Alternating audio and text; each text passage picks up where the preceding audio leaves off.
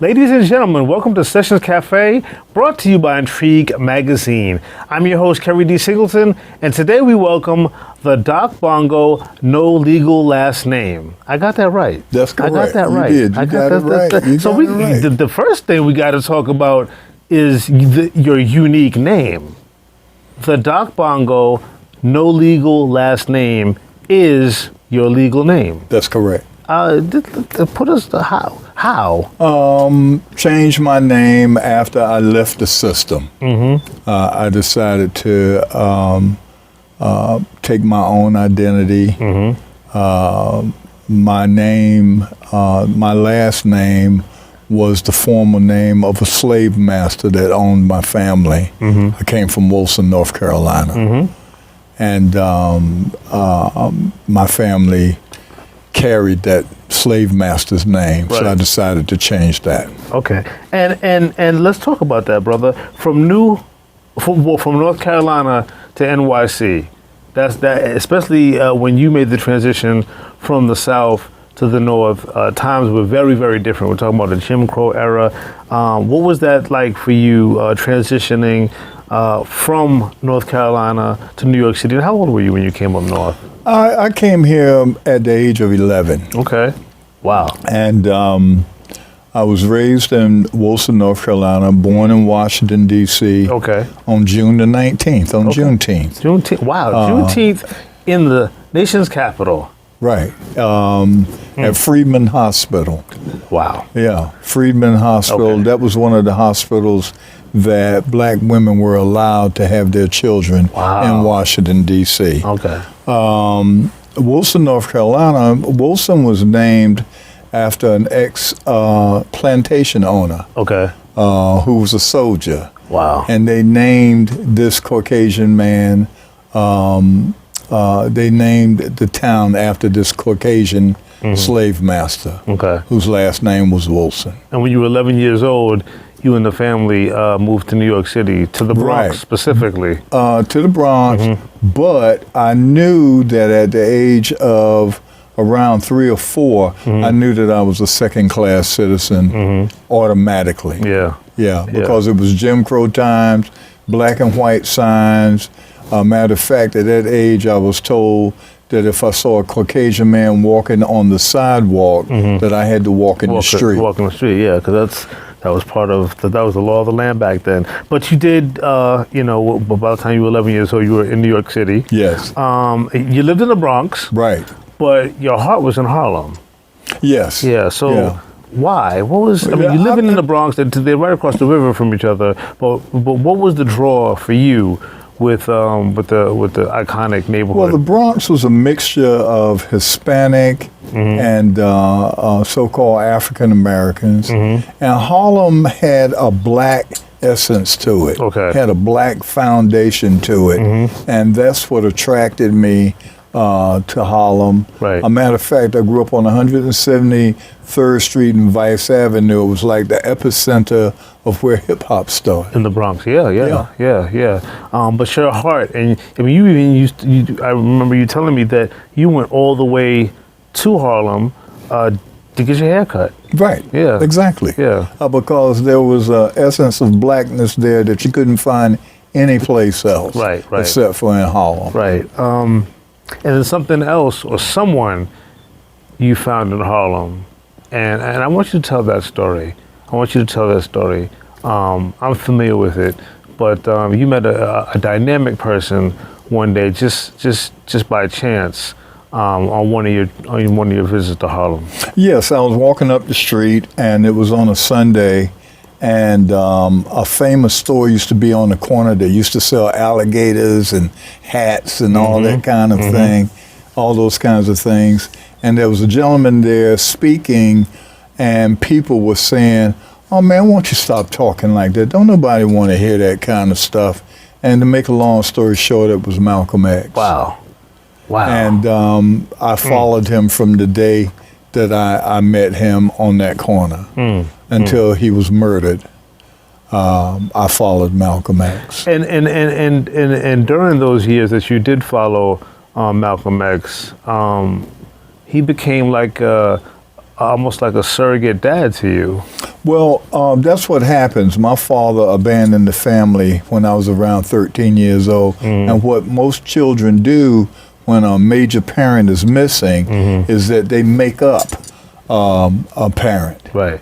And Malcolm was kind of like my role model for a father, for a male image. And besides that, even at my young age, I knew he was telling the truth. And let's be clear, he wasn't like a role model from afar. No, I was up on him. At one time, I was Walter 16X. He took me into the Nation of Islam, and even though a lot of people used to think that he was over the 116th Street Mosque, he was really over the Bronx Mosque. Wow, right. And okay. he had a lot of students. I was one of them, and so was Farrakhan. I remember Farrakhan being one of his Minister Farrakhan being one of his students. Wow. So he was, in essence, a mentor to you during those early years. Most definitely. Most definitely. All those feelings that I had as a young black man here in America, I could hear what my role might be from, according to Malcolm, and his teachings came from Elijah Muhammad, and a lot of people at that time, before Elijah Muhammad, were Garveyites. Right, Marcus Garvey followers. Right, yeah. Followers of Marcus Garvey. Now, a very early part of your life involved a very traumatic experience, and that's when you actually happened to see your mentor, Mr. Malcolm X, after he had been murdered. You want to talk to me about that? Yeah, I was running late. By that time, he was starting a new organization. He was speaking at the Audubon Ballroom. And by the time I got there, I saw them wheeling him out on a gurney. You literally saw this man. Yeah, exactly. It was devastating for me because I know the atmosphere that was going on at that particular time, regardless as to what people say, a lot of people did not like Malcolm X. And it was kind of like divided. Right. You were either a follower of Martin Luther King, or you were a follower of Malcolm X and Elijah Muhammad. Right. But a lot of Malcolm's so-called friends, partners, people that were around in the neighborhood that might praise his name at this particular time, they didn't like Malcolm X. Right. Wow. And what were some of the lessons that you learned at that very young age as a result of his passing at that period, at that point? Well, there was a couple of things. We used to get lessons all the time about simple things like having hair on your face, and the hair on your face would attract things in the air that might not be clean, and it was really about cleanliness, wearing a clip-on bow tie, different forms of martial arts. But what I learned personally from watching the whole episode was that people around you can create an atmosphere of jealousy that can get you killed. Absolutely. And just from them wishing you bad things can get you killed, your own brothers. Right. And that had to have carried on into your adulthood, that very simple but prolific lesson. Well, it led me into the military because after that episode, I realized that I needed to be someplace where I could learn how to kill and learn about all kinds of weapons, how to protect myself, how to live off the land, the whole 9 yards. So eventually, I ended up, after they tried to draft me initially, I ended up going into the military, and I stayed there for about 14, 15 years. So let me get this straight. You wanted to be in an environment where you could have a legal education on killing someone. Killing skills, yes. And why is that? Yeah, well, I just saw my mentor running around trying to protect his family with a shotgun because people were out to kill him based on his philosophy and jealousy and just envyism of other people that just didn't like him, wanted to be him, Right. that kind of thing. It was not a safe environment, on top of being a black man in this system of white supremacy. Wow. What are some of the things that you can say that you knew about Malcolm X that you feel that the average person doesn't know about him, from being so close to this man when he was a young person? I know that he was a true believer. I would say that about Malcolm X. One of the things that the government used against many of our black leaders, especially the males, were either drugs that they were using on the side, gambling, or womanizing. Yeah. And Malcolm did none of that. He didn't have a side piece. Right. When they called him on the phone, he was speaking to his wife or his children, and so he was honestly a true believer, and that made it easier for me to follow a man like that. Wow. Such a prolific historic figure, and yet you knew this man personally and was able to learn so much from him as a person, not as a subject in somebody's history book. Right, through observation. Yeah, that's something else. Yeah, through observation. Later on in life, you took an ancestry test, and the test came back with some very, very interesting results. Yeah, not only was it interesting, it pissed me off. Okay, because if I had known what I found out about myself at a much younger age, it would have gave me a better image of not only myself, but my role that I had to play as a black man in America. And I found out that I was 100% African. 100%. 100% African. Most of the people that I had met, they were 20% this or 20% that, 10% Pepsi Cola, 5% ginger ale. Right. That wasn't my case. I was 100% African from the Obamba tribe that lived in Gabon, and they're still there. Right. Yeah. Wow. And I know that you certainly embraced your ancestral greatness. And when we come back, we're going to talk more about that, brother. So we're going to come back with the Doc Bongo here on Sessions Cafe.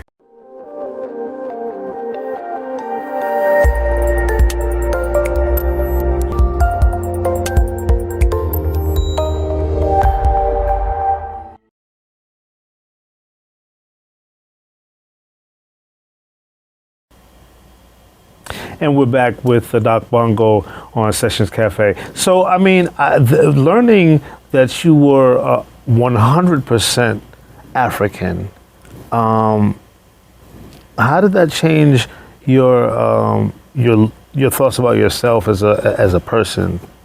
Oh, it's very simple. Why do we as black men, because I know I'm not the only one that this secret lies in, and most people just don't check it out, or most people will say, I'm an American. Right. I don't know nothing about Africa. Right. Well, for me, it grounded me. Okay. It explained why there was such a fear in this society about keeping me under control as a so-called black man. Right. You know, there's no country, no planet called black, you know. Right. Okay, so, and we're the only ones that's called black. Everyone else refers to the tribe that they come from. If Correct. they come from the Caribbean, they say, I'm from Trinidad. Right. If they come from Africa, they say, I'm Nigerian. Okay, we're the only ones that really say, we're black. That's correct. That's true. You know, and you got to ask yourself a question about that. The fact of the matter is that I personally believe that there's only one race, and that's the human race. Right. And that I have never, in my 75 years, I have never seen a white person. Right. What do you mean by that? I mean that this cup is white. Right.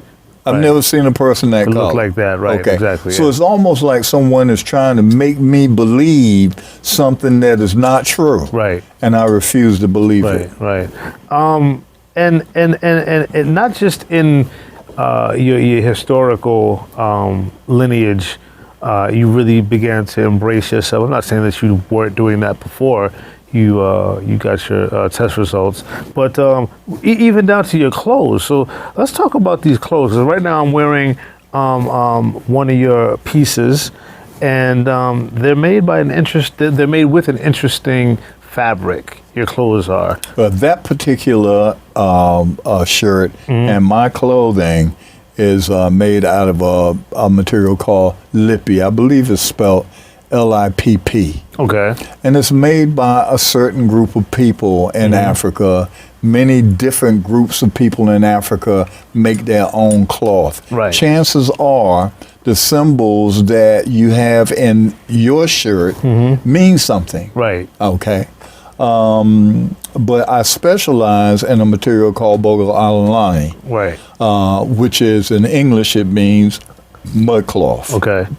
And the mud cloth is a material, it's 100% cotton, raw cotton, and it is washed in the mud of Africa. Wow. Wow. Now, you know, when we pass and we go into the ground, hit a little water on us, what do we turn into? Mud. We turn into mud. Right. So folks that wear it are under the impression that we get a chance to walk with our ancestors. And it's from our ancestors we get all this spiritual power. This is a physical life, and it's also a spiritual life. Right. And you may be in bondage physically, Right. but spiritually you can be empowered to be the godlike individual that you really are. And let's talk about another a very important component of your life, Doc. Your music. Yes, I've been playing bongos and other percussion instruments since I was 12 years old. It's not a very popular instrument on the so-called African American side. Bongos and a lot of percussion instruments are usually seen as Latin instruments. Correct. Right. Okay. But people forget, where did those Latin people came from? Exactly. They came through the transport of slaves from Africa. Right. I chose the bongos for a couple of reasons. Number one, it is a double drum. One represents a male and the other drum represents a female. The other reason that I chose that is because it's named after an animal that you can only find in Africa that looks like a small deer. Right. And it's a bongo. Called a bongo. Right. Yeah, it's called a bongo. So, and you just recently, we have a mutual friend. Well, we have several, but Claudia Washington is the founder and designer of FunkNCrystals glasses. Of course, I'm wearing her glasses now. Right. She and Nez, who's it? They're both brilliant filmmakers. Recently worked on a music video with you. Right. Yeah. What was that like? You know, was that your first music video? No, Okay. no. I've I learned how to do my own music videos. The music business ended up being like a pimp game. Yeah. But from the beginning, people have tried to control our music because our history is in our music. That's one of the most powerful aspects of our being. Right. It started off with blackface, and then it moved into owning the venues where we could perform. And then it ended up with taking over our contracts. And now, since our ownership of the media system is very limited, then we still are being used by other people, pimping us to make money off of us. Like, for instance, this next album that I'm putting out called 7, I decided finally, after all of these years and getting ripped off from streaming and the whole 9 yards, Right. was to give my music away free. Wow. The only thing is that you would have to go to my website to be able to download my music free, no strings attached. Right. And hopefully when you go to my website, which is therealmud.com, you will be able to see other things that I have for sale, and that's primarily my clothing. Wow. That's a pretty dope promotional ploy. I don't want to use the word ploy, but ploy to get people to get traffic flowing towards your website, and so that individuals have an opportunity to hear your music. Well, the thing about it is that I'm not making any money, and most of our folks are not making any money from their musical creations anyway, because somebody else dominates the system. And controls. They openly rip us off. The average musician on Spotify only makes about $12 a month. Ridiculous. And you don't really know, I'm telling you. When I was trained as a psychotherapist, I came out of Hunter School of Social Work with a master's in social work administration. I have a baccalaureate in psychology, and that was after I retired from the military. I'm telling you that after working in the system, trying to be that all right guy, that safe Negro that everybody likes to see. I'm telling you, when I gave it up and stepped back, what I saw was us all, including Caucasian people, we're on this big plantation. That's right. And everybody is sharecroppers. It's ridiculous that at the end of the year, someone could say to you, you know what, you made too much money. You owe me some money. Right. Most of our big entertainers, they went broke just based on taxes. Right, exactly. There's something wrong with the system, and it's so complicated and intricate that you can't figure it out. Okay, someone is in total control, and we as so-called Black Americans, we're completely blocked out from our source of energy because they block us out from Africa. Right. You don't see anything on the news about Africa. That's true. An entire continent. Unless it's erupting. 50 some odd countries, and it seems and to you be don't say nothing about Africa. Crazy, Meanwhile, the world is living off of the raw materials that they're pulling out of Africa. That's true. That's but true. you don't say anything about Africa. Wow. Why is that? And then the only time that they really address us as a group is every 4 years when we have to vote for somebody that we don't even know, doesn't look like us.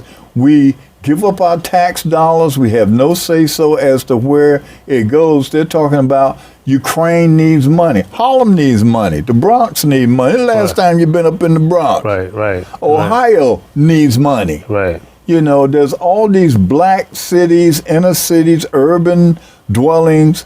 That was the thing that I noticed when I moved from North Carolina. Not until I moved to New York did I know that people lived on top of one another and to the sides. It's like cave dwelling. Yeah. No, it really is. Yeah, if you're in a plane and you're looking at the inner city and the buildings and everything, it's look like people live in little caves. Right. You know, with one another, that kind of thing.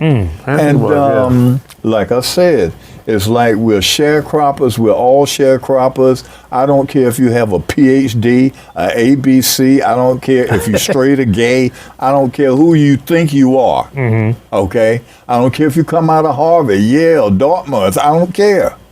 You're a sharecropper. Right. And somebody's in total control of you, and you have very little to say about it. And it's hard for a grown man, a grown woman, to take that kind of abuse.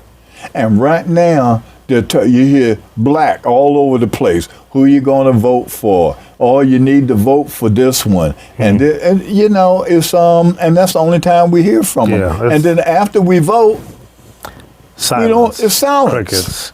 Yeah. Well, something that wasn't so silent was a recent visit that I made to your amazing home, the one that you share with your beautiful wife, Linda, here in New York City. So much art, culture, and creativity. Let's take a look at that, shall we? Once upon a time in the village of old, a real funky brother made a drum out of gold. The drum was taken and the drum was sold. That's the way the story was told. But nevertheless, I'm here to say the drums will shake a brand new day.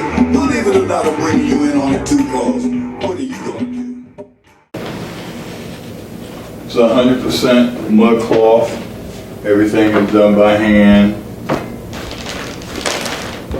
This is where we keep our awards and all kinds of stuff.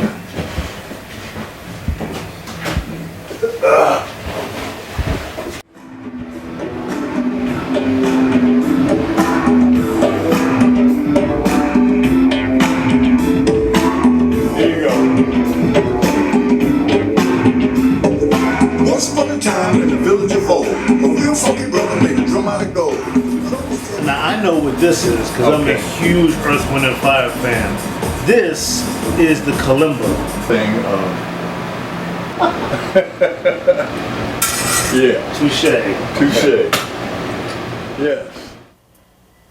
Yeah, thank you for showing us, man, all of the fascinating home that you share with Linda, with so much art and history. What are your thoughts or on the state of the black family and community? Can you share with us? Oh, it's in terrible shape. Yeah. 50% of all the brothers in America are not married. Well, I didn't know that. 50%. And one of the reasons I believe is that it's very difficult to be able to afford a family. Right. The average medium income for the average brother, which is primarily blue collar, is $46,000 a year. Wow. Okay? I remember that for a long time, I never asked a girl to be my girlfriend. And one of the reasons was that I couldn't afford a girlfriend. Right. Yeah, I couldn't afford a girlfriend. I really couldn't afford to do anything except for take care of myself. Wow. They stifle our creativity. We are not allowed ownership of our own product. People come and copy us and don't give us credit for it. Right now, folks are doing hip hop dancing all over the world. You never hear them talk about where that dance came from. Right. But everyone's doing it. Right. Pop locking and the whole 9 yards. And they're not doing anything new. The dances that they're doing now, I saw that in early hip hop. Right, exactly. So they're not doing anything new. It came for the brother. They don't want to give us credit for anything. They've empowered the black woman to make her believe that she doesn't need her man. And she's the only one that gets on YouTube, TV, or whatever and say, I don't need no man. You never hear another woman from anybody else's group talk about they don't need their man or talk about their man, how sorry he is, and all that other kind of stuff. Yeah. So, it's a mess, and we need not a revolution. We need to evolve. We need an evolution. We need to evolve into different kinds of human beings, more godlike, more empathetic amongst our own, and we need to work with our own. Right. But we don't like each other enough for that. That's really deep, man. I'm so glad you came on the show, and thankfully, this is just part 1 of 2. So yeah, we're gonna have Doc Bongo back on the show next week. So stay tuned.